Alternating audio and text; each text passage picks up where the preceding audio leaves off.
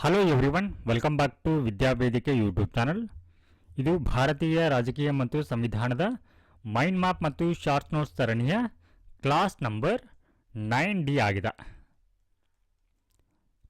ಕಳೆದ 3 ಕ್ಲಾಸ್ಗಳಲ್ಲಿ ನಾವು ಮೂಲಭೂತ ಹಕ್ಕುಗಳ ಕುರಿತು ಚರ್ಚೆಯನ್ನು ಮಾಡ್ತಾ ಬಂದಿದ್ದೀವಿ. ಸೊ ಈ ಒಂದು ಕ್ಲಾಸ್ ಕೂಡ ಮೂಲಭೂತ ಹಕ್ಕುಗಳ ಮೇಲಿನ ಕ್ಲಾಸ್ ಆಗಿದೆ.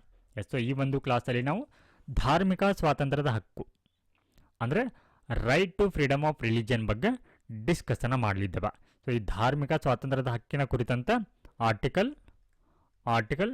25 to 28 ಈ ವಿಧಿಗಳು ನಮಗೆ ಈ ಹಕ್ಕಿನ ಕುರಿತು ಮಾಹಿತಿಯನ್ನು ನೀಡುತ್ತೆ, ಅಥವಾ ಈ ಧಾರ್ಮಿಕ ಸ್ವಾತಂತ್ರ್ಯದ ಹಕ್ಕಿಗೆ ಸಂಬಂಧಪಟ್ಟಂಥ ವಿಧಿಗಳಾಗಿ ಕಂಡುಬರುತ್ತೆ. ಸೊ ಮೊದಲನೇದಾಗಿ ನಾವು ಇವಾಗ ಆರ್ಟಿಕಲ್ 25 ಏನು ಹೇಳುತ್ತೆ ಅನ್ನೋಂಥದ್ದು ನೋಡೋಣ.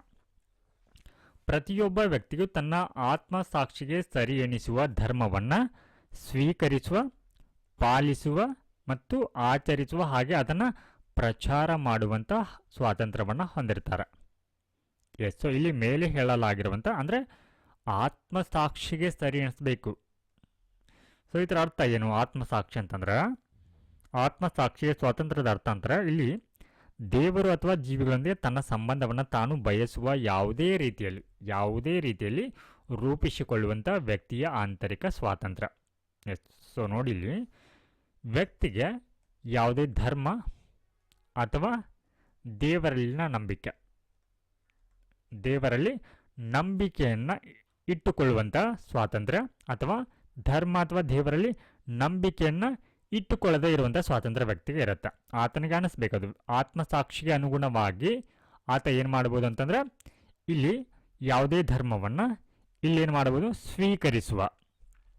ಸ್ವೀಕರಿಸುವಂತಂದರೆ ತನಗೆ ತನ್ನ ಆತ್ಮಸಾಕ್ಷಿಗೆ ಸರಿ ಅನಿಸುವಂತಿದ್ರೆ ಮಾತ್ರ ಏನು ಮಾಡ್ಬೋದು ಅಂತಂದ್ರೆ ಯಾವುದೇ ಧರ್ಮವನ್ನು ಆತ ಸ್ವೀಕಾರ ಮಾಡಬಹುದು.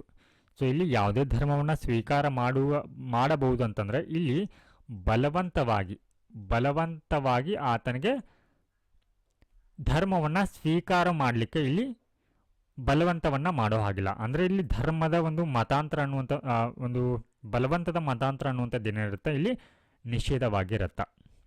ಹಾಗೆ ಆಚರಿಸುವ ಹಕ್ಕು ಅಂದರೆ ಧರ್ಮವನ್ನು ಆಚರಿಸುವ ಹಕ್ಕು.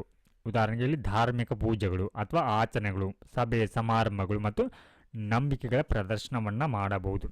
ಉದಾಹರಣೆಗೆ ಇವಾಗ ಹಿಂದೂಗಳು ಏನು ಮಾಡಬಹುದು, ದೇವಾಲಯಗಳಲ್ಲಿ ಪೂಜೆಯನ್ನು ಮಾಡಬಹುದು.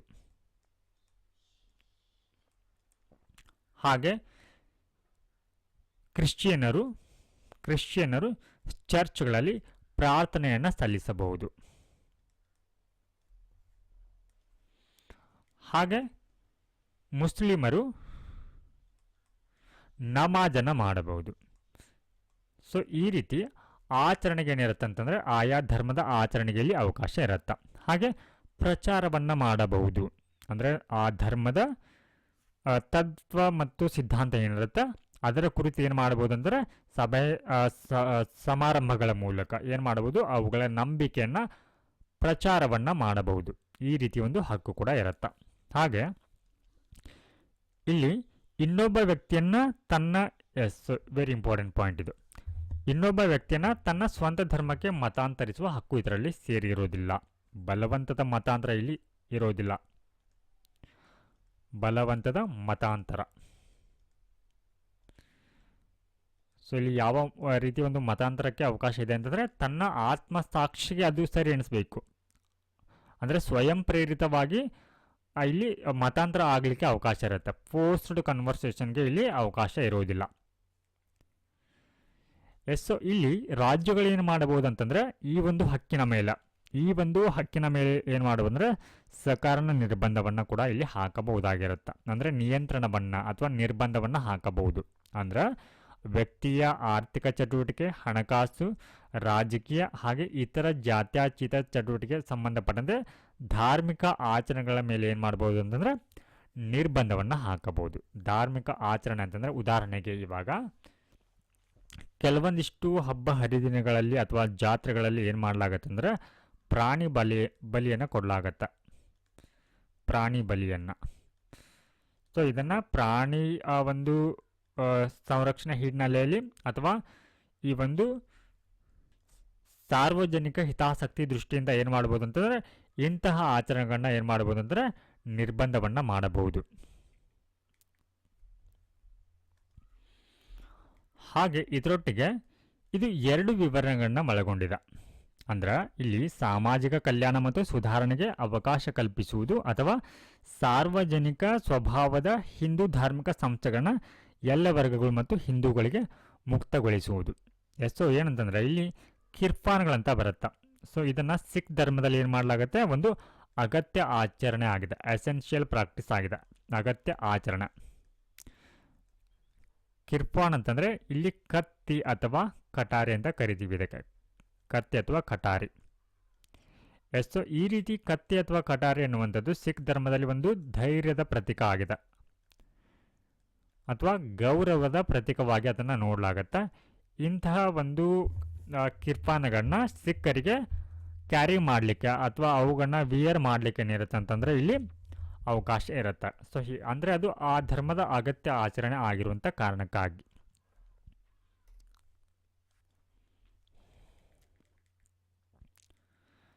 ಸೊ ನೆಕ್ಸ್ಟ್ ಒನ್, ಇಲ್ಲಿ ನಮ್ಮ ಆತ್ಮಸಾಕ್ಷಿಯ ಒಂದು ಸ್ವಾತಂತ್ರ್ಯದ ಅಡಿಯಲ್ಲಿ ನಾವು ಯಾವುದೇ ವೃತ್ತಿಯನ್ನು ಪಾಲಿಸುವ ಅಥವಾ ಯಾವುದೇ ಧರ್ಮವನ್ನು ಆಚರಣೆ ಮಾಡುವಂಥ ಅಥವಾ ಆ ಧರ್ಮವನ್ನು ಪ್ರಚಾರ ಮಾಡುವಂಥ ಹಕ್ಕನ್ನು ಒಳಗೊಂಡಿರುತ್ತೆ. ಸೊ ನೆಕ್ಸ್ಟ್ ಒನ್, ಇವಾಗ ಈ ಆರ್ಟಿಕಲ್ 25 ಅನ್ನುವಂಥದ್ದು ಏನಿದೆ, ಇದು ವ್ಯಕ್ತಿಯ ಖಾತರಿಪಡಿಸಲಾದಂಥ ಹಕ್ಕು. ಅಂದರೆ ಇದು ವ್ಯಕ್ತಿಗೆ ಈ ಹಕ್ಕು ಇರುವಂಥದ್ದು ವೈಯಕ್ತಿಕವಾಗಿ ವ್ಯಕ್ತಿಗೆ ಲಭ್ಯ ಇರುವಂಥ ಅಥವಾ ಖಾತರಿಪಡಿಸಲಾಗಿರುವಂಥ ಹಕ್ಕಾಗಿದೆ. ಆದರೆ ಇಲ್ಲಿ ಆರ್ಟಿಕಲ್ 26 ಏನು ಬರುತ್ತೆ ಮುಂದೆ, ಇದು ಯಾವುದೇ ಧರ್ಮೀಯರು ಅಥವಾ ಪಂಥದವರಿಗೆ ಈ ಒಂದು ಹಕ್ಕನ್ನು ನೀಡಲಾಗುತ್ತೆ. ಅಂದರೆ ಇಡೀ ಸಮೂಹಕ್ಕೆ ಆ ಧರ್ಮವನ್ನು ಅನುಸರಿಸುವಂಥ ಇಡೀ ಸಮೂಹ ಏನಿರುತ್ತೆ ಆ ಒಂದು ನೆಲೆಗಟ್ಟಿನಲ್ಲಿ ಇದು ಅನ್ವಯ ಆಗತ್ತೆ. ಅಂದರೆ ಧರ್ಮದ ಸಾಮೂಹಿಕ ಸ್ವಾತಂತ್ರ್ಯವನ್ನು ಏನು ಮಾಡುತ್ತೆ, ಇದು ರಕ್ಷಣೆ ಮಾಡುತ್ತೆ. ಸೊ ಇದರ ಅರ್ಥ ಒಂದೇ ಧರ್ಮವನ್ನು ಅನುಸರಿಸುವಂಥ ಜನರ ಸಾಮೂಹಿಕ ಗುಂಪನ್ನು ಏನು ಮಾಡುತ್ತೆ, ರಕ್ಷಣೆ ಮಾಡುತ್ತೆ. ಸೊ ಆರ್ಟಿಕಲ್ 26 ಏನು ಹೇಳುತ್ತೆ ಅನ್ನೋದು ನೋಡೋಣ ಬನ್ನಿ. ಸೊ ಧಾರ್ಮಿಕ ವ್ಯವಹಾರಗಳನ್ನ ನಿರ್ವಹಿಸುವಂಥ ಸ್ವಾತಂತ್ರ್ಯ ಇರುತ್ತೆ. ಯಾವ ರೀತಿ ಅಂತಂದರೆ ಇಲ್ಲಿ ಸಂಸ್ಥೆಗಳನ್ನ ಸ್ಥಾಪಿಸುವಂಥ ಮತ್ತು ಸ್ಥಾಪಿಸುವ ಹಕ್ಕು, ಧಾರ್ಮಿಕ ದಾನದತ್ತಿ ಉದ್ದೇಶಗಳಿಗಾಗಿ ಏನು ಮಾಡ್ಬೋದು ಅಂತಂದರೆ ಇಲ್ಲಿ ಸಂಘಟನೆಗಳನ್ನ ಅಂದರೆ ಸಂಸ್ಥೆಗಳನ್ನ ಸ್ಥಾಪಿಸುವಂಥ ಹಕ್ಕನ್ನು ಒಳಗೊಂಡಿರುತ್ತೆ. ಹಾಗೆ ಧರ್ಮದ ವಿಷಯಗಳಲ್ಲಿ ತನ್ನದೇ ಆದ ವ್ಯವಹಾರಗಳನ್ನ ನಿರ್ವಹಿಸುವಂಥ ಹಕ್ಕನ್ನು, ಹಾಗೆ ಚರ ಮತ್ತು ಸ್ಥಿರ ಆಸ್ತಿಯನ್ನು ಹೊಂದುವ ಮತ್ತು ಅವುಗಳನ್ನು ಸ್ವಾಧೀನಪಡಿಸಿಕೊಳ್ಳುವಂಥ ಹಕ್ಕನ್ನು ಹೊಂದಿರುತ್ತೆ. ಸೊ ಉದಾಹರಣೆಗೆ ಇವಾಗ ದೇವಾಲಯಗಳು, ಟೆಂಪಲ್. ಸೊ ಇವುಗಳು ಏನನ್ನು ನಿರ್ಧರಿಸಬಹುದು ಅಂತಂದರೆ ಪೂಜೆಗಳನ್ನ ಯಾವ ರೀತಿ ನಡೆಸಬೇಕು, ಹಾಗೆ ಈ ಒಂದು ರಿಚುವಲ್ಸ್ ಏನಿರುತ್ತೆ, ಈ ಒಂದು ವಿಧಾನಗಳೇನಿರುತ್ತೆ, ಪೂಜೆ ವಿಧಿ ವಿಧಾನಗಳು, ಅವುಗಳನ್ನು ಯಾರು ಮಾಡಬೇಕು ಅನ್ನುವಂಥದ್ದನ್ನ ಈ ದೇವಾಲಯಗಳೇನು ಮಾಡುತ್ತೆ ಅಂದರೆ ನಿರ್ಧಾರ ಮಾಡುತ್ತೆ. ಹಾಗೆ ಇಲ್ಲಿ ಚರ್ಚ್ಗಳು ಕೂಡ ಏನು ಮಾಡ್ಬೋದು ಅಂದರೆ ಚಾರಿಟೇಬಲ್ ಸ್ಕೂಲ್ಗಳನ್ನ ಓಪನ್ನ ಮಾಡಬಹುದು. ಚಾರಿಟೇಬಲ್ ಸ್ಕೂಲ್ಗಳಾಗಿರ್ಬೋದು, ಹಾಸ್ಪಿಟಲ್ಗಳಾಗಿರ್ಬೋದು ಅಥವಾ ಅನಾಥಾಶ್ರಮಗಳನ್ನ ಓಪನ್ನ ಮಾಡ್ಬೋದು. ಹಾಗೆ ಇಲ್ಲಿ ಮಸೀದಿಗಳು. ಸೊ ಇಲ್ಲಿ ಮುಸ್ಲಿಂ ಒಂದು ರಿಲಿಜಿಯಸ್ ಗ್ರೂಪ್ ಏನು ಮಾಡ್ಬೋದು ಅಂದರೆ ಭೂಮಿಯನ್ನು ಖರೀದಿಸಿ ಅವುಗಳನ್ನ ಮಸೀದಿ ಅಥವಾ ಮದರಸಾಗಳನ್ನು ಏನು ಮಾಡ್ಬೋದು ಅಂತಂದರೆ ಸ್ಥಾಪನೆಯನ್ನು ಮಾಡಬಹುದು. ಸೊ ಈ ಒಂದು ಸಂದರ್ಭದಲ್ಲಿ ಗೌರ್ಮೆಂಟ್ ಒಂದು ಸೂಪರ್ವಿಷನ್ಗೆ ಇಲ್ಲಿ ಅವಕಾಶ ಇರುತ್ತೆ. ಯಾವ ರೀತಿ ಅಂದರೆ ಇನ್ ಕೇಸ್ ಏನಾದರೂ ಈ ಧಾರ್ಮಿಕ ಸಂಸ್ಥೆಗಳು ಏನಿರುತ್ತೆ, ಸೊ ಇವುಗಳು ಏನಾದರೂ ಈ ನಿಧಿಗಳ ಸಂಗ್ರಹ ಏನಾಗಿರುತ್ತೆ ನೋಡಿ, ಫಂಡ್ ಏನಾದರೂ ಸಂಗ್ರಹ ಆಗಿರುತ್ತೆ ಅಲ್ವಾ, ಆ ಫಂಡ್ ಏನಾದರೂ ಇಲ್ಲಿ ದುರ್ಬಳಕೆ ಆಗ್ತಾ ಇದ್ರೆ ಅಂದರೆ ಬೇರೆ ಬೇರೆ ಕಾರಣಗಳಿಗಾಗಿ ಅವುಗಳನ್ನ ಬಳಸಿಕೊಳ್ತಾ ಇದ್ರೆ, ಅಂದರೆ ಇಲ್ಲಿಗಲ್ ಆಕ್ಟಿವಿಟಿಗಳಿಗೆ ಅವುಗಳನ್ನ ಬಳಸ್ಕೊಳ್ತಾ ಇದ್ರೆ, ಅಂತಹ ಒಂದು ಸಂದರ್ಭದಲ್ಲಿ ಏನು ಮಾಡ್ಬೋದು ಅಂದರೆ ಸರ್ಕಾರ ಅದರ ಆಡಳಿತ ಅಂದರೆ ಅದರ ಆಸ್ತಿಯ ಆಡಳಿತವನ್ನು ಏನು ಮಾಡ್ಬೋದು ಅಂತಂದರೆ ಇಲ್ಲಿ ಅಡ್ಮಿನಿಸ್ಟ್ರೇಟ್ ಮಾಡಲಿಕ್ಕೆ ಇಲ್ಲಿ ಅವಕಾಶ ಇರುತ್ತೆ. ಆದರೆ ಇಲ್ಲಿ ಯಾವುದೇ ಕಾರಣಕ್ಕೂ ಆ ಧರ್ಮದ ಮೂಲ ಒಂದು ಆಚರಣೆಗಳಂತ ಏನಿರುತ್ತೆ ಅಥವಾ ಧಾರ್ಮಿಕ ಆಚರಣೆಗಳೇನಿರುತ್ತೆ ಅದರಲ್ಲಿ ಹಸ್ತಕ್ಷೇಪ ಮಾಡಲಿಕ್ಕೆ ಬರುವುದಿಲ್ಲ. ಸೊ ಇದಕ್ಕೆ ಸಂಬಂಧಪಟ್ಟಂತೆ ಸುಪ್ರೀಂ ಕೋರ್ಟ್ ಏನು ಹೇಳಿದೆ ಅನ್ನೋದು ನೋಡೋಣ. ಧಾರ್ಮಿಕ ಪಂಗಡವು 3 ಷರತ್ತುಗಳನ್ನ ಪೂರೈಸಬೇಕು. ಅಂದರೆ ಇವಾಗ ರಿಲಿಜಿಯಸ್ ಗ್ರೂಪ್ ಅಂತ ಏನಿರುತ್ತಾ ಅಥವಾ ಧಾರ್ಮಿಕ ಗುಂಪುಗಳಂತ ಏನಿರುತ್ತಾ ಅವುಗಳು 3 ಷರತ್ತುಗಳನ್ನ ಇಲ್ಲಿ ಪೂರೈಸಬೇಕು. ಎಸ್, ಸೊ ಅಂದರೆ ಅಂದಾಗ ಏನಾಗುತ್ತೆ, ಅವರಿಗೆ ಈ ಮೇಲಿನ ಹಕ್ಕುಗಳು ಸಿಗುತ್ತಾ. ಅಂದರೆ ಅವರು ತಮ್ಮ ಸಂಸ್ಥೆಗಳನ್ನ ಸ್ಥಾಪಿಸುವಂಥ ಅಥವಾ ನಿರ್ವಹಿಸುವಂಥ ಹಕ್ಕು ಅವರಿಗೆ ಸಿಗತ್ತೆ. ಏನು ಅಂತಂದರೆ ಮೊದಲನೇ ಕಂಡೀಷನ್, ತಮ್ಮ ಆಧ್ಯಾತ್ಮಿಕ ಯೋಗಕ್ಷೇಮಕ್ಕೆ ವಾಹಕವೆಂದು ಪರಿಗಣಿಸುವ ನಂಬಿಕೆಗಳ ವ್ಯವಸ್ಥೆಯನ್ನು ಅಥವಾ ಸಿದ್ಧಾಂತಗಳನ್ನು ಹೊಂದಿರುವ ವ್ಯಕ್ತಿಗಳ ಸಂಗ್ರಹ ಆಗಿರಬೇಕು. ಎಸ್, ಸೊ ಇಲ್ಲಿ ಯಾವುದೇ ಒಂದು ಸಂಸ್ಥೆಗಳನ್ನು ನೀವು ಸ್ಥಾಪನೆಯನ್ನು ಮಾಡ್ತಾ ಇದ್ದೀರಾ ಅಂತಂದರೆ ಆ ಸಂಸ್ಥೆಯ ಸದಸ್ಯರು ಅಥವಾ ವ್ಯಕ್ತಿಗಳು ಇಲ್ಲಿ ಆ ಧರ್ಮದ ಸಿದ್ಧಾಂತಗಳನ್ನ ಒಪ್ಕೊಂಡಿರಬೇಕು ಅಥವಾ ನಂಬಿಕೆಗಳನ್ನ ಅವರು ಫಾಲೋ ಮಾಡ್ತಾ ಇರಬೇಕು. ಹಾಗೆ ಇದು ಸಾಮಾನ್ಯ ಸಂಘಟನೆಯನ್ನು ಹೊಂದಿರಬೇಕು. ಹಾಗೆ ಇದು ವಿಶಿಷ್ಟ ಹೆಸರಿನಿಂದ ಗೊತ್ತುಪಡಿಸಿರಬೇಕು. ಎಸ್, ಸೊ ಇದಕ್ಕೆ ಸಂಬಂಧಪಟ್ಟಂತೆ ಇಲ್ಲಿ ಸುಪ್ರೀಂ ಕೋರ್ಟ್ನ ಅಭಿಪ್ರಾಯ ಏನಾಗಿದೆ ಅನ್ನೋದು ನೋಡೋಣ. ಸೊ ಇಲ್ಲೇನಾಗುತ್ತೆ, ರಾಮಕೃಷ್ಣ ಮಿಷನ್ ಮತ್ತು ಆನಂದ ಮಾರ್ಗ ಏನಿದೆ, ಸೊ ಇವುಗಳಿಗೆ ಸಂಬಂಧಪಟ್ಟಂತೆ ಸುಪ್ರೀಂ ಕೋರ್ಟ್ ಏನು ಹೇಳಿದೆ ಅಂತಂದರೆ ಈ ಎರಡೂ ಕೂಡ ಹಿಂದೂ ಧರ್ಮದೊಳಗಿನ ಧಾರ್ಮಿಕ ಪಂಗಡಗಳಾಗಿವೆ. ಸೊ ಇವೆರಡೂ ಕೂಡ ಹಿಂದೂ ಧರ್ಮದೊಳಗೆ ಬರುವಂಥ ಒಂದು ಧಾರ್ಮಿಕ ಪಂಗಡಗಳಾಗಿವೆ, ಧಾರ್ಮಿಕ ಪಂಗಡ. ಸೊ ಹೀಗಾಗಿ ಇವುಗಳಿಗೆ ಪ್ರತ್ಯೇಕವಾಗಿ ಅಲ್ಪಸಂಖ್ಯಾತರ ಸ್ಥಾನಮಾನವನ್ನು ನೀಡಲಿಕ್ಕೆ ಬರೋದಿಲ್ಲ.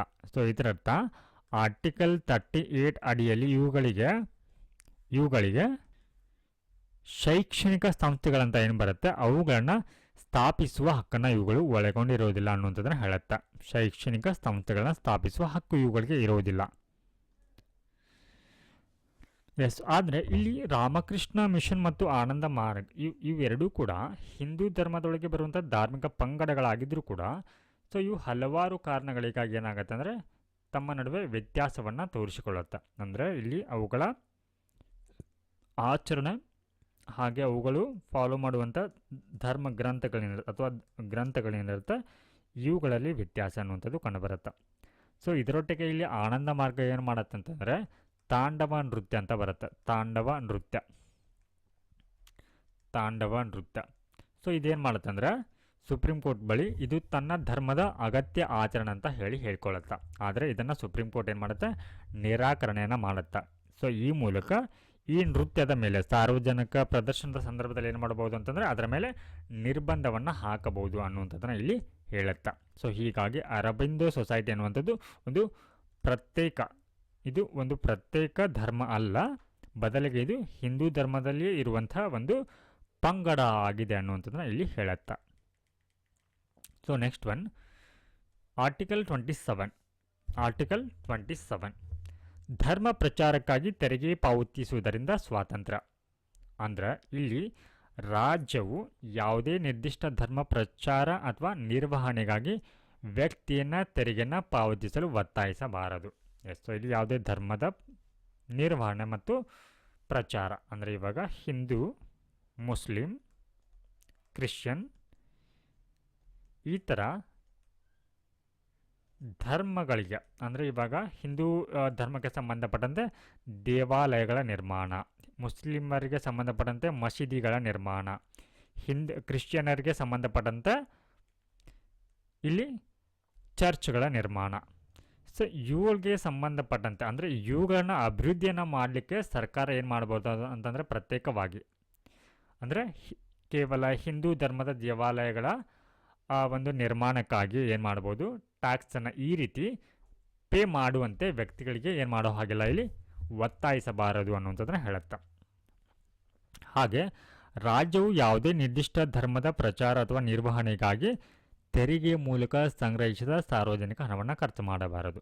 ಸೊ ಸರ್ಕಾರ ಈಗಾಗಲೇ ಟ್ಯಾಕ್ಸನ್ನು ಕಲೆಕ್ಟ್ ಮಾಡಿರುತ್ತೆ ನಿಮ್ಮಿಂದ, ಅಂತಹ ಹಣವನ್ನು ಇಲ್ಲಿ ನೀವು ಯಾವುದೇ ಧರ್ಮದ ಪ್ರಚಾರ ಅಥವಾ ಅದರ ನಿರ್ವಹಣೆಗಾಗಿ ದೇವಾಲಯ ಆಗಿರ್ಬೋದು, ಚರ್ಚ್ ಆಗಿರ್ಬೋದು ಅಥವಾ ಮಸೀದಿಗಳಾಗಿರ್ಬೋದು ಇಂತಹವುಗಳ ಉದ್ದೇಶಕ್ಕಾಗಿ ಅವುಗಳನ್ನ ಬಳಸಿಕೊಳ್ಳಬಾರದು. ಟ್ಯಾಕ್ಸನ್ನು ಯಾವ ಕಾರಣಕ್ಕಾಗಿ ಪೇ ಮಾಡಲಾಗತ್ತೆ, ನೀವು ಓನ್ಲಿ ಫಾರ್ ಪಬ್ಲಿಕ್ ಪರ್ಪಸ್, ಸಾರ್ವಜನಿಕ ಉದ್ದೇಶಕ್ಕಾಗಿ ಮಾತ್ರ ನೀವೇನು ಮಾಡ್ಬೋದು, ತೆರಿಗೆಯನ್ನು ಪಾವತಿಸಬಹುದು. ಉದಾಹರಣೆಗೆ ರೋಡ್ಗಳಾಗಿರ್ಬೋದು, road construction, hospital, education purpose ಇಲ್ಲಿ ಟ್ಯಾಕ್ಸನ್ನು ಪೇ ಮಾಡ್ತೀರಾ. ಬಟ್ ಆದರೆ ಯಾವುದೇ ಧರ್ಮದ ನಿರ್ದಿಷ್ಟ ಧರ್ಮದ ಪ್ರಚಾರಕ್ಕಾಗಿ ಅಲ್ಲ ಅಥವಾ ನಿರ್ವಹಣೆಗಾಗಿ ಅಲ್ಲ. ಸೊ ಹೀಗಾಗಿ ರಾಜ್ಯವು ಯಾವುದೇ ಧರ್ಮದ ಪರವಾಗಿ ಒಲವನ್ನು ತೋರುವಂಥದ್ದಕ್ಕೆ, ಪ್ರೋತ್ಸಾಹ ಮತ್ತು ಪೋಷಣೆ ಮಾಡುವುದಕ್ಕೆ ಏನಿದೆ, ನಿಷೇಧ ಇದೆ. ಸೊ ಹಾಗೆ ಇಲ್ಲಿ ನೋಡಿ, ತೆರಿಗೆಗಳನ್ನ ಎಲ್ಲ ಧರ್ಮಗಳ ಪ್ರಚಾರ ಅಥವಾ ನಿರ್ವಹಣೆಗೆ ಬಳಸಬಹುದು. Very important point. ಸೊ ನೀವು ಇಲ್ಲಿ ತೆರಿಗೆನ ಏನಂತಂದರೆ, ತೆರಿಗೆ ಕಲೆಕ್ಟ್ ಮಾಡಿರುವಂಥ ಹಣವನ್ನು ಎಲ್ಲ ಧರ್ಮ ಪ್ರಚಾರಕ್ಕೆ ಬಳಸಿದರೆ ಅದು ಗುಡ್ ವೇ ಇರುತ್ತೆ, ಒಳ್ಳೆಯ ಮಾರ್ಗ. ಆದರೆ ಅದೇ ತೆರಿಗೆ ಹಣವನ್ನು ಕೇವಲ ಒಂದೇ ಧರ್ಮಕ್ಕೆ ಸೀಮಿತವಾಗಿ ಬಳಸಿದರೆ ಅದು ನಾಟ್ ಗುಡ್ ವೇ. ಸೊ ಇಲ್ಲಿ ತೆರಿಗೆ ವಿಧಿಸುವುದನ್ನು ಮಾತ್ರ ನಿಷೇಧಿಸುತ್ತದೆ, ಆದರೆ ಶುಲ್ಕವನ್ನಲ್ಲ. ಸೊ ಇಲ್ಲಿ ಉದಾಹರಣೆಗಾಗಿ ಏನು ಮಾಡಲಾಗುತ್ತೆ, ಕೆಲವೊಂದಿಷ್ಟು ದೇವಸ್ಥಾನ ಅಥವಾ ಯಾವುದೇ ಒಂದು ಸ್ಥಳಗಳಿಗೆ ಸಂಬಂಧಪಟ್ಟಂತೆ ಅಲ್ಲಿ ಏನು ಮಾಡಲಾಗುತ್ತೆ, ಯಾತ್ರಿಗಳ ಮೇಲೆ ಶುಲ್ಕವನ್ನು ಹಾಕಲಾಗತ್ತೆ. So it is just because of ಆ ಒಂದು ಸುರಕ್ಷತೆಯ ಕ್ರಮಗಳನ್ನು ತೆಗೆದುಕೊಳ್ಳುವಂಥ ಸಲುವಾಗಿ ಅಥವಾ ವಿಶೇಷ ಸೇವೆಗಳನ್ನು ಒದಗಿಸಲಿಕ್ಕೆ, ಅಂದರೆ ಆ ಭಾಗದ ಒಂದು ಜೀರ್ಣೋದ್ಧಾರವನ್ನು ಮಾಡಲಿಕ್ಕೆ ಇಲ್ಲೇನು ಮಾಡಲಾಗತ್ತೆ, ಅವರಿಂದ ಶುಲ್ಕವನ್ನು ವಿಧಿಸಲಾಗತ್ತೆ. ಸೊ ಹೀಗಾಗಿ ಶುಲ್ಕವನ್ನು ಸಂಗ್ರಹಿಸುವುದಕ್ಕೆ ಇಲ್ಲಿ ಯಾವುದೇ ನಿರ್ಬಂಧ ಇರೋದಿಲ್ಲ. So next one article 28. So ಇದು ಧಾರ್ಮಿಕ ಬೋಧನಾ ಸ್ವಾತಂತ್ರ್ಯ.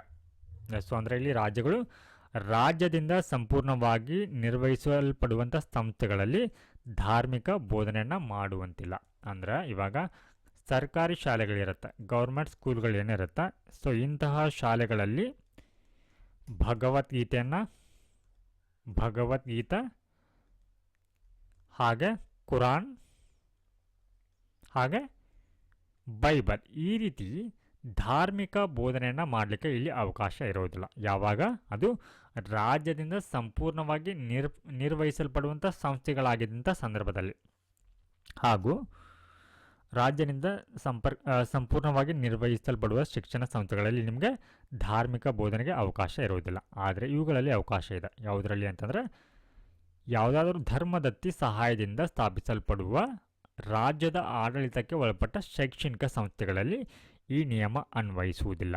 ಈ ನಿಯಮ ಅನ್ವಯಿಸುವುದಿಲ್ಲ ಅಂತಂದರೆ ಇಲ್ಲಿ ಧಾರ್ಮಿಕ ಬೋಧನೆಗೆ ಇಲ್ಲಿ ನಿರ್ಬಂಧವನ್ನು ಹಾಕಲಿಕ್ಕೆ ಬರೋದಿಲ್ಲ. ಧಾರ್ಮಿಕ ಬೋಧನೆಗೆ ಇಲ್ಲಿ ಏನಿರುತ್ತೆ ಅಂತಾರೆ ಅವಕಾಶ ಇರುತ್ತೆ. ಸೊ ಆರ್ಟಿಕಲ್ 28 ಅಡಿಯಲ್ಲಿ 4 ರೀತಿಯ ಶಿಕ್ಷಣ ಸಂಸ್ಥೆಗಳ ನಡುವೆ ವ್ಯತ್ಯಾಸವನ್ನು ತೋರಿಸುತ್ತೆ. ಯಾವ ರೀತಿ ಅಂತಂದರೆ, ಇಲ್ಲಿ ರಾಜ್ಯದಿಂದ ಸಂಪೂರ್ಣವಾಗಿ ನಿರ್ವಹಿಸಲ್ಪಡುವಂಥ ಸಂಸ್ಥೆಗಳು, ಸೊ ಕಂಪ್ಲೀಟಾಗಿ ಸರ್ಕಾರವೇ ನಡೆಸ್ತಾ ಇರುತ್ತೆ ಅಂತಹ ಸಂಸ್ಥೆಗಳನ್ನು.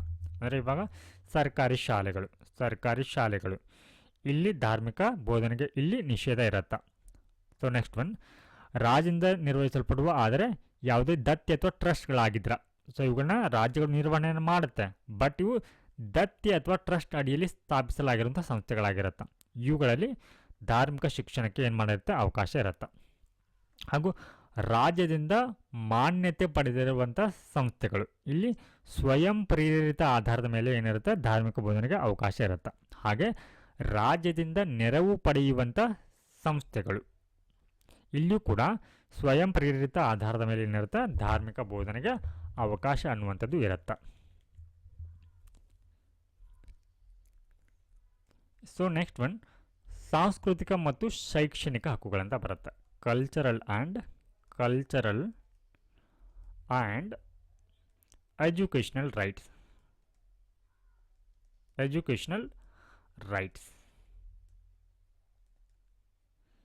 Okay, so these rights are available to minority, ಅಲ್ಪಸಂಖ್ಯಾತರಿಗೆ ಇರುವಂಥದ್ದು ಇದು ಮೈನಾರಿಟಿ.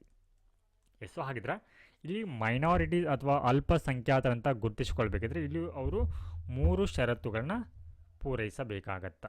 ಸೊ ಅಂದರೆ ದೇಶದ ಯಾವುದೇ ಒಂದು ಪ್ರದೇಶದಲ್ಲಿ ಅವರು ಅಲ್ಪಸಂಖ್ಯಾತ ಪ್ರದೇಶ ಅಂದರೆ ಅವರು ಪ್ರಾಬಲ್ಯವನ್ನು ಹೊಂದಿರಬಾರ್ದು. ಅವರು ಏನಂತಂದರೆ ಅಲ್ಪಸಂಖ್ಯಾತರು ಅಂದರೆ ಕಡಿಮೆ ಸಂಖ್ಯೆಯಲ್ಲಿ ಇರಬೇಕು, ಅವರು ಜನಸಂಖ್ಯಾವಾರು. ಹಾಗೆ ಅವರು ಭಾರತದ ಪ್ರಜೆಯಾಗಿರಬೇಕು, ಅವರು ವಿದೇಶದಿಂದ ಅಂದರೆ ಬಂದಿರೋರು ಆಗಿರಬಾರ್ದು. ಹಾಗೆ ಅವರು ಅಲ್ಪಸಂಖ್ಯಾತ ಸ್ಥಾನಮಾನವನ್ನು ಸ್ವೀಕರಿಸುವ ಇಚ್ಛೆಯನ್ನು ಅವರು ಹೊಂದಿರಬೇಕು. ಈ 3 ಷರತ್ತುಗಳನ್ನ ಅವರು ಪೂರೈಸಿರಬೇಕಾಗತ್ತೆ. ಸೊ ಆರ್ಟಿಕಲ್ 29 ಏನು ಹೇಳುತ್ತೆ ಅನ್ನೋದು ನೋಡೋಣ. ಸೊ ಇದರ ಅಡಿಯಲ್ಲಿ ಅಲ್ಪಸಂಖ್ಯಾತರ ಹಿತಾಸಕ್ತಿಯನ್ನು ರಕ್ಷಣೆಯನ್ನು ಮಾಡುತ್ತೆ.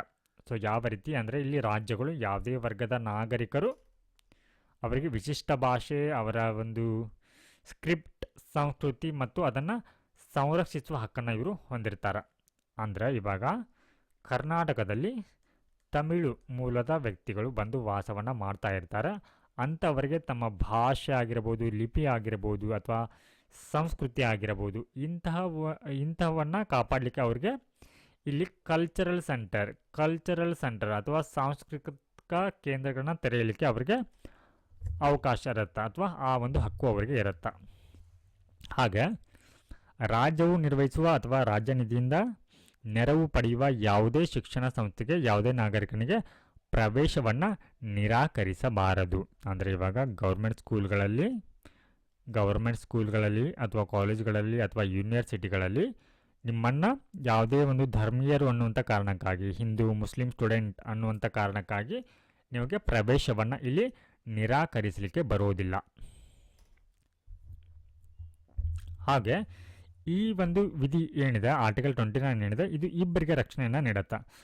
ಧಾರ್ಮಿಕ ಅಲ್ಪಸಂಖ್ಯಾತರು ಮತ್ತು ಭಾಷಾ ಅಲ್ಪಸಂಖ್ಯಾತರು. ಅಂದರೆ ಧಾರ್ಮಿಕ ಅಲ್ಪಸಂಖ್ಯಾತರು ಅಂತಂದರೆ ಇಲ್ಲಿ ಧರ್ಮಗಳು, ಅಂದರೆ ಭಾರತದಲ್ಲಿ ಮುಸ್ಲಿಂ, ಬುದ್ಧರು, ಕ್ರಿಶ್ಚಿಯನ್ನರು ಇವರೆಲ್ಲರೂ ಕೂಡ ಧಾರ್ಮಿಕ ಅಲ್ಪಸಂಖ್ಯಾತರಾಗಿದ್ದಾರೆ. ಇನ್ನು ಭಾಷಾ ಅಲ್ಪಸಂಖ್ಯಾತರು ಅಂತಂದರೆ ಭಾಷೆಯಲ್ಲಿ ಅಲ್ಪರು, ಅಂದರೆ ಕರ್ನಾಟಕದಲ್ಲಿ ತಮಿಳು ಮಾತನಾಡುವಂಥ ಜನರು. ಸೊ ಇವರು ಭಾಷಾ ಅಲ್ಪಸಂಖ್ಯಾತರಾಗಿ ಕಂಡುಬರ್ತಾರೆ. ಅಥವಾ ಇಲ್ಲಿ ಸಂಸ್ಕೃತ ಭಾಷೆನ ಮಾತನಾಡುವವರು. ಸೊ ಇಲ್ಲಿ ಒಂದು ವ್ಯತ್ಯಾಸ ಗೊತ್ತಿರಲಿ, ಏನಂತಂದರೆ ಸುಪ್ರೀಂ ಕೋರ್ಟ್ ಏನು ಹೇಳಿದೆ ಅಂತಂದರೆ ಈ ವಿಧಿಯ ವ್ಯಾಪ್ತಿಯು ಅಲ್ಪಸಂಖ್ಯಾತರಿಗೆ ಮಾತ್ರ ಸೀಮಿತವಾಗಿಲ್ಲ. ಸೊ ಇದರರ್ಥ ಇಲ್ಲಿ ನೋಡಿ, ಈ ಸಂಸ್ಕೃತ ಭಾಷೆನ ಮಾತನಾಡುವಂಥ ಜನರು ಏನಿದ್ದಾರೆ, ಧಾರ್ಮಿಕವಾಗಿ ಅವರು ಏನಿದ್ದಾರೆ, ಬಹುಸಂಖ್ಯಾತರಿದ್ದಾರೆ. ಧಾರ್ಮಿಕವಾಗಿ ಅಂದರೆ ಧಾರ್ಮಿಕ ಬಹುಸಂಖ್ಯಾತರಾಗಿದ್ದಾರೆ. ಆದರೆ ಅವರು ಭಾಷೆ ಏನಿದೆ ಇಲ್ಲಿ ಭಾಷೆ ಅಲ್ಪಸಂಖ್ಯಾತರು. ಅವರ ಭಾಷೆಯನ್ನು ಮಾಡುವ ಈ ಸಂಸ್ಕೃತವನ್ನು ಮಾತನಾಡುವಂಥ ಜನರು ಕಡಿಮೆ ಇದ್ದಾರೆ. ಸೊ ಹೀಗಾಗಿ ಇದೇನಾಗುತ್ತೆ, ಇದು ಈ ವ್ಯಾಪ್ತಿಯು ಅಲ್ಪಸಂಖ್ಯಾತರಿಗೆ ಮಾತ್ರ ಸೀಮಿತವಾಗಿಲ್ಲ ಅನ್ನೋ ಥರ ಹೇಳುತ್ತೆ.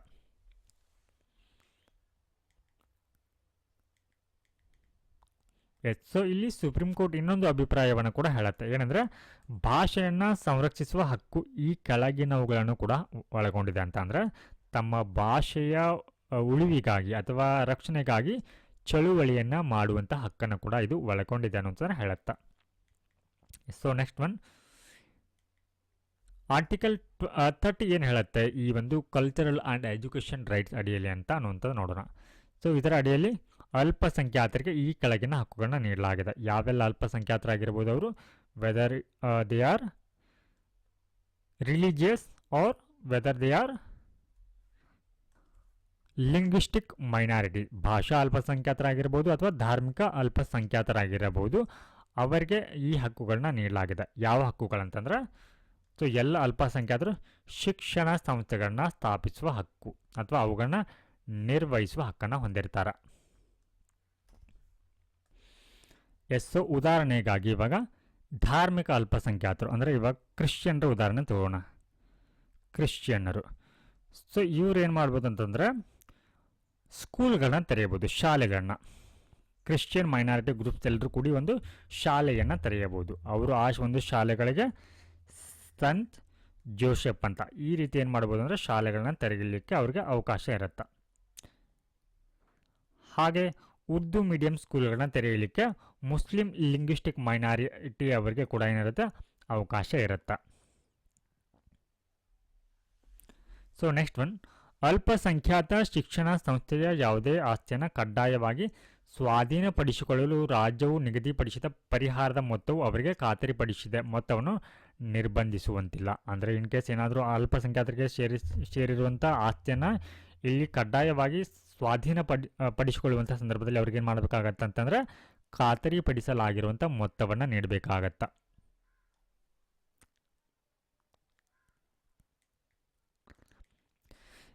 ಸೊ ಹಾಗೆ ಆರ್ಟಿಕಲ್ 30ರ ಅಡಿಯಲ್ಲಿ ಯಾವುದಕ್ಕೆ ಸಂಬಂಧಪಟ್ಟಂತೆ ರಕ್ಷಣೆ ಇದೆ, ಇಲ್ಲಿ ಅಲ್ಪಸಂಖ್ಯಾತರಿಗೆ ಮಾತ್ರ. ಅಂದರೆ ಯಾವ ಧಾರ್ಮಿಕ ಅಲ್ಪಸಂಖ್ಯಾತರಿಗೆ ಮತ್ತು ಭಾಷಾ ಅಲ್ಪಸಂಖ್ಯಾತರ ಅವರಿಗೆ ಮಾತ್ರ ಏನಿದೆ ಅಂತಂದರೆ ಇಲ್ಲಿ ಇದು ಸೀಮಿತವಾಗಿರುವಂಥದ್ದು. ಅಂದರೆ ಯಾವುದೇ ನಾಗರಿಕ ವರ್ಗಗಳಿಗೆ ಇದು ವಿಸ್ತರಿಸುವುದಿಲ್ಲ ಅನ್ನುವಂಥದ್ದನ್ನು ಕೂಡ ಹೇಳುತ್ತೆ. ಸೊ ಇಲ್ಲಿ ಮಾತ್ರ ಅನ್ನುವಂಥದ್ದು ಅಂದರೆ ಧಾರ್ಮಿಕ ಮತ್ತು ಭಾಷಾ ಅಲ್ಪಸಂಖ್ಯಾತರಿಗೆ ಮಾತ್ರ ಇದರ ಅಡಿಯಲ್ಲಿ ರಕ್ಷಣೆ ಇದೆ. So next one very important point, ಸಂವಿಧಾನದಲ್ಲಿ ಎಲ್ಲಿಯೂ ಕೂಡ ಈ ಮೈನಾರಿಟಿ ಅನ್ನುವಂಥದ್ದನ್ನು, ಈ ಪದವನ್ನು ಎಲ್ಲಿಯೂ ಕೂಡ ವ್ಯಾಖ್ಯಾನಿಸಲಾಗಿಲ್ಲ. ಅಂದರೆ ಅದು ಅಲ್ಪಸಂಖ್ಯಾತರು ಯಾರು ಅನ್ನುವಂಥದ್ದನ್ನು ಹೇಳಿಲ್ಲ. ಸೊ ಹೀಗಾಗಿ ಆರ್ಟಿಕಲ್ 30 ಅಲ್ಪಸಂಖ್ಯಾತರು ತಮ್ಮ ಮಕ್ಕಳಿಗೆ ತಮ್ಮದೇ ಆದ ಭಾಷೆಯಲ್ಲಿ ಶಿಕ್ಷಣ ನೀಡುವ ಹಕ್ಕನ್ನು ಒಳಗೊಂಡಿರುತ್ತೆ. ಸೊ ಇದರ ಅಡಿಯಲ್ಲಿ ಈ ಅಲ್ಪಸಂಖ್ಯಾತ ಶಿಕ್ಷಣ ಸಂಸ್ಥೆಗಳನ್ನ 3 ವಿಧಗಳಾಗಿ ವಿಂಗಡಿಸಲಾಗಿದೆ. ಸೊ ಅದರಲ್ಲಿ ರಾಜ್ಯದಿಂದ ಮಾನ್ಯತೆ ಮತ್ತು ಸಹಾಯವನ್ನು ಬಯಸುವಂಥ ಸಂಸ್ಥೆಗಳು, ಹಾಗೆ ಸಹಾಯವನ್ನವಲ್ಲ ಬದಲಿಗೆ ರಾಜ್ಯದಿಂದ ಮಾತ್ರ ಮಾನ್ಯತೆ ಪಡೆಯುವಂಥ ಸಂಸ್ಥೆಗಳು, ಹಾಗೆ ರಾಜ್ಯದಿಂದ ಮಾನ್ಯತೆ ಅಥವಾ ಸಹಾಯವನ್ನು ಪಡೆಯದ ಸಂಸ್ಥೆಗಳಂತ ಹೇಳಿ 3 ರೀತಿ ಇವುಗಳನ್ನ ವರ್ಗೀಕರಣ ಮಾಡಲಾಗತ್ತೆ. ಸೊ ನಿಮಗೆ ಗೊತ್ತಿರಲಿ ಏನು ಅಂತಂದರೆ, ಈ ಮೇಲಿನ ಒಂದು ಸಂಸ್ಥೆಗಳು ಅಂದರೆ ರಾಜ್ಯದಿಂದ ಮಾನ್ಯತೆ ಮತ್ತು ಸಹಾಯವನ್ನು ಬಯಸುವಂಥ ಸಂಸ್ಥೆಗಳು ಮತ್ತು ಸಹಾಯವನ್ನಲ್ಲ ಬದಲಿಗೆ ಮಾನ್ಯತೆ ಮಾತ್ರ ಪಡೆಯುವಂಥ ಸಂಸ್ಥೆಗಳು, ಇವೆರಡು ಏನಿದೆ ಇವು ರಾಜ್ಯದ ನಿಯಂತ್ರಣದ ಅಧಿಕಾರಕ್ಕೆ ಒಳಪಟ್ಟಿರುತ್ತೆ. ಇದಕ್ಕೆ ಸಂಬಂಧಿಸಿದಂತೆ ಅವುಗಳು ಏನು ಮಾಡ್ಬೋದು, ಪಠ್ಯಕ್ರಮ, ಪ್ರಿಸ್ಕ್ರಿಪ್ಷನ್, ಮೇಲ್ವಿಚಾರಣೆ, ಶೈಕ್ಷಣಿಕ ಮಾನದಂಡಗಳು, ಶಿಸ್ತು, ನೈರ್ಮಲ್ಯ, ಹಾಗೆ ಬೋಧನಾ ಸಿಬ್ಬಂದಿಯ ಉದ್ಯೋಗ, ಇವುಗಳಿಗೆ ಸಂಬಂಧಪಟ್ಟಂತೆ ಅಲ್ಪಸಂಖ್ಯಾತ ಶಿಕ್ಷಣ ಸಂಸ್ಥೆಗಳು ತಮ್ಮ ವ್ಯವಹಾರಗಳನ್ನು ನಿರ್ವಹಿಸಲು ಏನಾಗಿರ್ತಾರೆ ಅಂದರೆ ಸ್ವತಂತ್ರರಾಗಿರ್ತಾರೆ. ಸೊ ಇದು ಮೂರನೇ ಅಂಶ. ಸೊ ಇವುಗಳಿಗೆ ಸಂಬಂಧಪಟ್ಟಂತೆ ಏನಂತಂದರೆ ಇಲ್ಲಿ ಸರ್ಕಾರವೇ ಏನು ಮಾಡುತ್ತೆ, ಇದರ ನಿಯಂತ್ರಣಕ್ಕೆ ಒಳಪಟ್ಟಿರುತ್ತೆ. ಅಂದರೆ ಈ ಶಿಕ್ಷಣ ಸಂಸ್ಥೆಗಳಿಗೆ ಅದರ ಪಠ್ಯಕ್ರಮ, ಶಿಸ್ತು, ನೈರ್ಮಲ್ಯ ಅನ್ನುವಂಥದ್ದು ಇಲ್ಲಿ ಸರ್ಕಾರದ ನಿಯಂತ್ರಣಕ್ಕೆ ಒಳಪಟ್ಟಿರುತ್ತೆ. ಆದರೆ ಇಲ್ಲಿ ಮೂರನೇದಿದೆ ನೋಡಿ, ರಾಜ್ಯದಿಂದ ಮಾನ್ಯತೆ ಮತ್ತು ಸಹಾಯವನ್ನು ಪಡೆಯದಂಥ ಸಂಸ್ಥೆಗಳೇನಿರುತ್ತೆ ಆ ಒಂದು ಶಿಕ್ಷಣ ಸಂಸ್ಥೆಗಳು ತಮ್ಮ ವ್ಯವಹಾರಗಳನ್ನ ನಿರ್ವಹಿಸುವ ಸ್ವತಂತ್ರ ಇವರು. ಅಂದರೆ ಅದರ ಸಾಮಾನ್ಯ ಕಾನೂನಿನ ಕಾರ್ಯಾಚರಣೆಗೆ ಒಳಪಟ್ಟಿರುತ್ತೆ. ಅಂದರೆ ಉದಾಹರಣೆಗೆ ಇವಾಗ ಈ ರೀತಿಯ ಒಂದು ಶಾಲೆಗಳನ್ನ ಓಪನ್ ಮಾಡಿದಂಥ ಸಂದರ್ಭದಲ್ಲಿ ಅಲ್ಲಿ ಒಂದು ಶಿಕ್ಷಕರ ಅರ್ಹತೆ ಯಾವ ರೀತಿ ಇರಬೇಕು, ಅಥವಾ ಅವರ ಶಿಸ್ತು ಯಾವ ರೀತಿ ಇರಬೇಕು, ಅಥವಾ ಅದರ ಪಠ್ಯಕ್ರಮ ಯಾವ ರೀತಿ ಇರಬೇಕು ಅನ್ನುವಂಥದ್ದನ್ನ ಆಯಾ ಸಂಸ್ಥೆಗಳು ಏನು ಮಾಡುತ್ತೆ, ಇಲ್ಲಿ ನಿರ್ಧಾರವನ್ನು ಮಾಡುತ್ತೆ.